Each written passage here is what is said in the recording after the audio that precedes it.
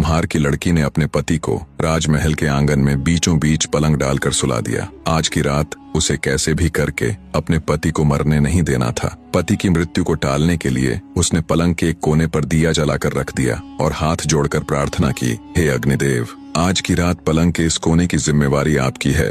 अगर मेरी पतिव्रता सच्ची है तो मेरे पति की रक्षा करना। पलंग के दूसरे कोने पर एक लोटा जल भरकर रख दिया और बोली, हे जलदेव, अगर मेरी भक्ति सच्ची है तो आज की रात मेरे पति की रक्षा करना। शौर्यवती ने पलंग के तीसरे कोने के पास कुछ गेहूं के बीज रख दिए और बोली, हे अन्न देवता, इस कोने का भार मैं आपको सौंप रही हूँ। आज रात मेरे पति की रक्षा का दायित्व आपका है। और पलंग के चौथे कोने के पास वो खुद खड़ी हो गई।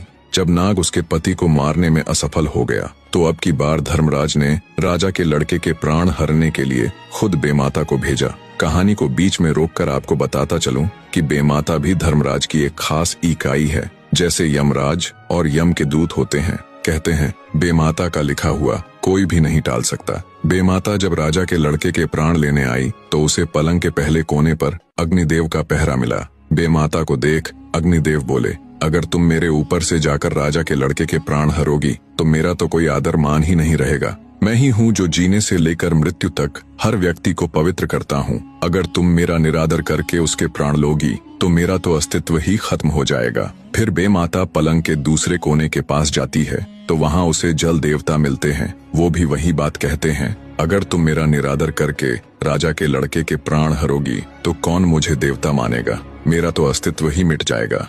जब वो पलंग के तीसरे कोने पर जाती है तो वहाँ उसे अन्न देवता का पहरा मिलता है। वो भी वही बात कहते हैं। बेमाता अन्न देवता की बात भी मान लेती है। जब वो पलंग के चौथे यानी आखिरी कोने के पास जाती है तो उन्हें देखते ही कुम्हार की लड़की भागकर बेमाता के पास आकर उसके पैर दबा देती है। जैसे ही शौर्यवती बेमाता के पैर दबाती है तो वे बोल पड़ती हैं, सदा सुखी रहो, सदा सुहागन रहो, भगवान तुम्हारी जोड़ी बनाए रखे। बेमाता जल्दबाजी में ये सब बोल जाती है। उसे ध्यान ही नहीं रहा कि वो यहाँ उसे आशीर्वाद देने नहीं बल्कि उसके पति के प्राण लेने के लिए आई है। अब मुख से शब्द तो निकल चुके थे।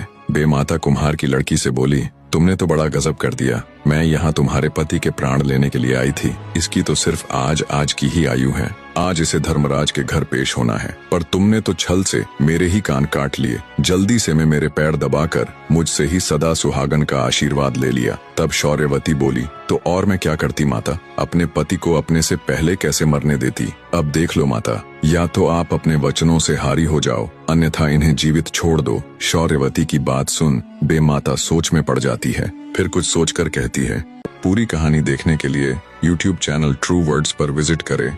चैनल के ऊपर पूरी कहानी आ चुकी है। धन्यवाद।